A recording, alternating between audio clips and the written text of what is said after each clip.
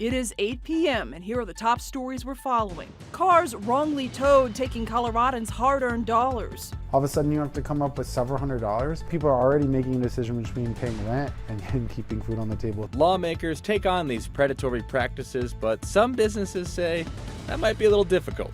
I do absolutely feel that our livelihoods are at risk. Deadly overdoses rising while suspected dealers sidestep the law. We have a problem, and we've got to find a way to fix it. Denver 7 investigates a broken system, leaving no accountability for the accused. It's ridiculous and it's dangerous to our community. History has been made in the nation's capital. And this nomination is confirmed. The Senate confirms Ketanji Brown Jackson, making her the first black woman to serve on the U.S. Supreme Court. She really made the case that to be the first, you have to be the best. Good evening. Thank you for watching Denver 7 News on Local 3. I'm JACLYN Allen. I'm Danny New. Denver 7 has reported extensively on what many call predatory towing practices in the state.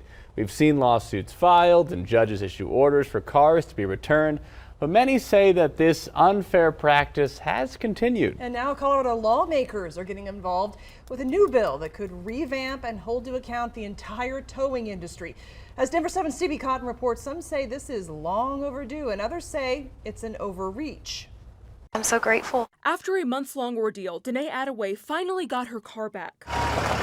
But last year, it would take a judge's order saying the car had been unlawfully towed and contact Denver 7 getting involved. They refused to follow the order. A refusal that some say is predatory towing, and now Democratic state representatives are saying they agree.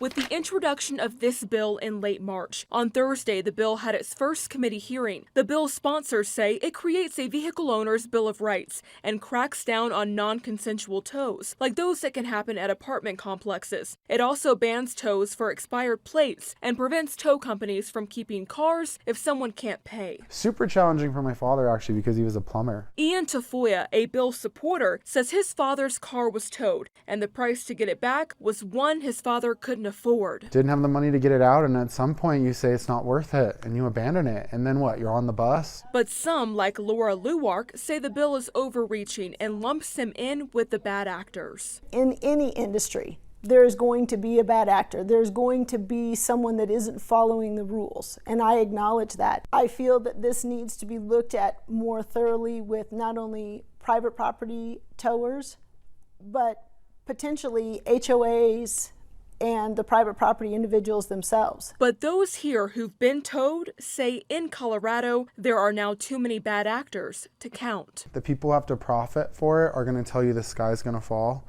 I think the sky's already falling for our communities. CB Cotton, Denver 7. All right, a second Colorado jury has found Alex Ewing guilty of murder in connection to the Hammer killer spree 40 years ago. A Jefferson County jury this time found Ewing guilty of killing Patricia Smith, seen here on the right, in January 1984. Ewing was also convicted back in August in Arapahoe County for killing 3 members of the Bennett family during that same time period. In October, a judge had declared a mistrial in the initial trial linked to Smith's murder after Ewing's team requested a competency evaluation.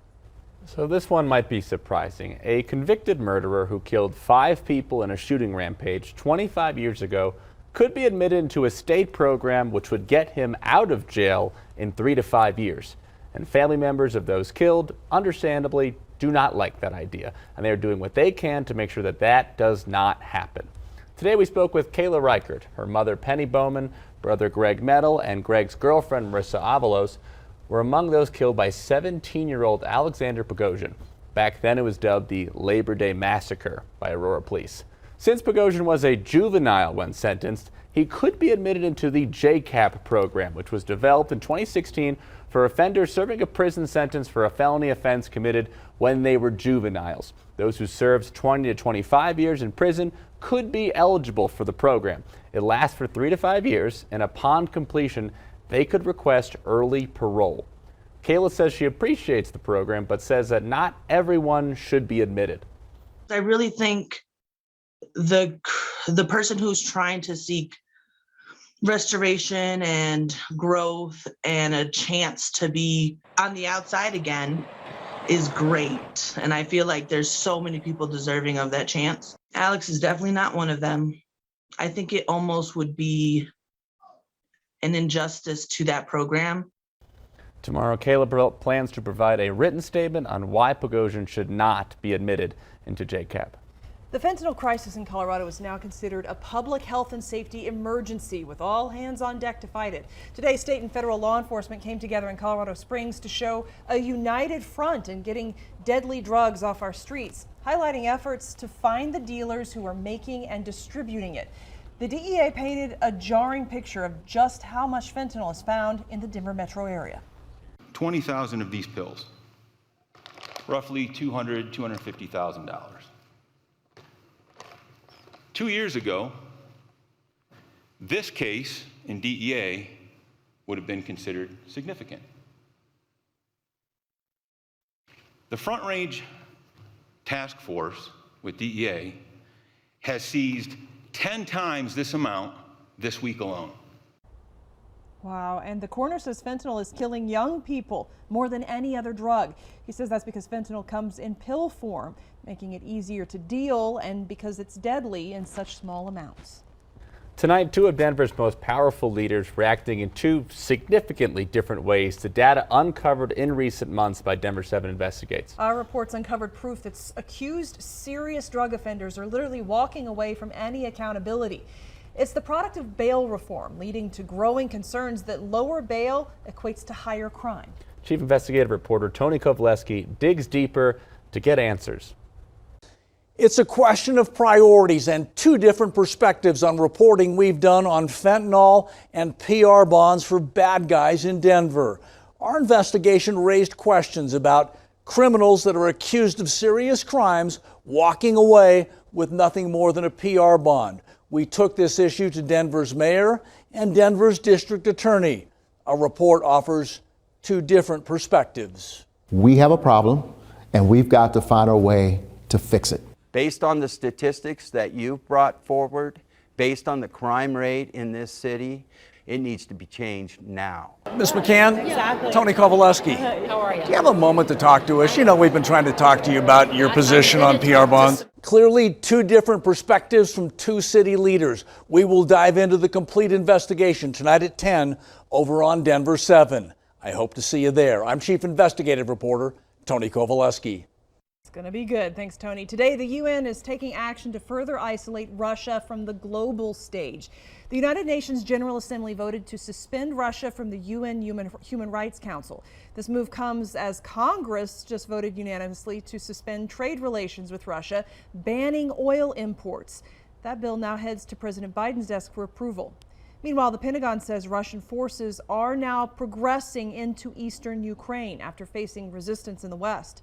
In the city of Mariupol, the city council today says at least 40,000 residents fled and 5,000 have been killed since the invasion began.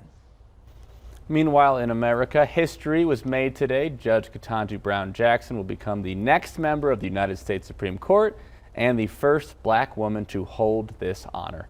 Today, she watched the historic Senate vote at the White House with President Biden. All Democrats rallied behind Judge Jackson, along with 3 Republicans. She'll replace retiring Judge Stephen Breyer, who will step down when this term ends in the summer. Colorado Democrats sent out a joint statement saying, quote, her confirmation is a first in the United States, in the history of the United States. A black woman to finally serve in the highest court is an inspiration and a shining symbol of progress in our country, end quote. All right, the DU Pioneers are headed to the championship after a big win tonight. Go Pios! Yeah, it was not easy, just a casual Frozen 4 overtime nail-biter. But Carter Savoy gets behind the defense. Check this out and just sneaks it in. Here he goes. Boom, there it is. Going to the championship game. Sorry, Wolverines. I know we have some Michigan fans in the area. DU will now take on either Minnesota or Minnesota State this Saturday. So the Rocky Mountain will take on the land of 10,000 lakes.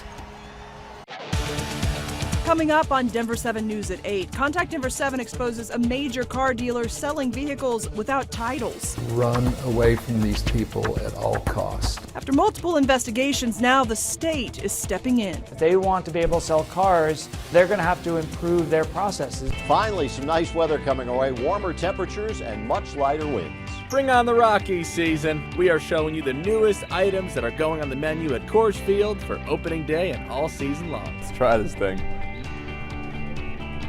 That is lovely.